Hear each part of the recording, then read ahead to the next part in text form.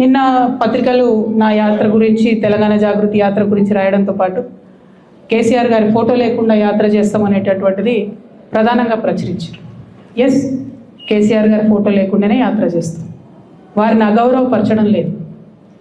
వారు ఉద్యమ నాయకుడు. వారు లేనిది తెలంగాణ రాదు, రాలేదు, ఇంపాసిబుల్.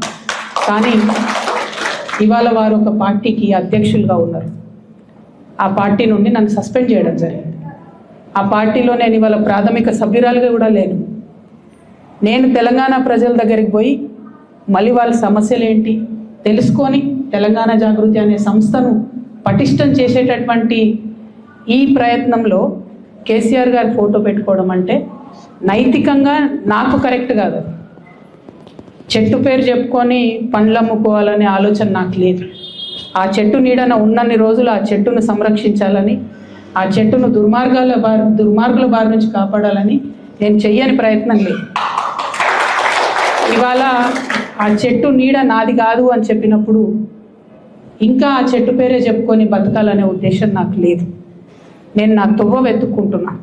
తెలంగాణ బిడ్డల కోసం, తెలంగాణ ప్రజలతో, తెలంగాణ మేధావులతో సమాలోచన చేయడానికి, వారితో మమేకం అవ్వడానికి నేను ఒక తువ్వను ఎత్తుకుంటున్నాను.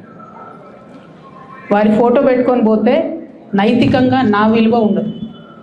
నైతికంగా అది నాకు కరెక్ట్ కాదు. నైతికంగా కరెక్ట్ కాని పని నేను చేయను.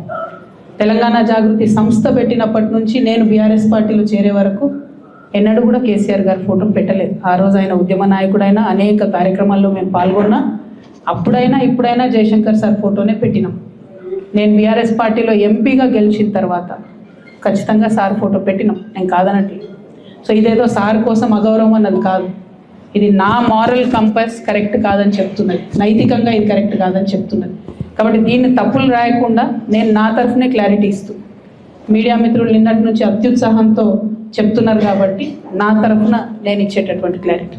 వారు నా తండ్రి గారు, వారి కడుపున పుట్టడం అనేది జన్మజన్మాలకు నేను చేసుకున్నటువంటి అదృష్టం. కానీ దారులు వేరైతున్నప్పుడు ఇంకా కూడా నేను వారి పేరు చెప్పుకొని ఉండడం అన్నది నైతికంగా కరెక్ట్ కాదు. అందుకోసమే వారి ఫోటో లేకుండా ముందుకెళ్తున్నామనే విషయాన్ని ఈ సందర్భంగా తెలియజేస్తాను.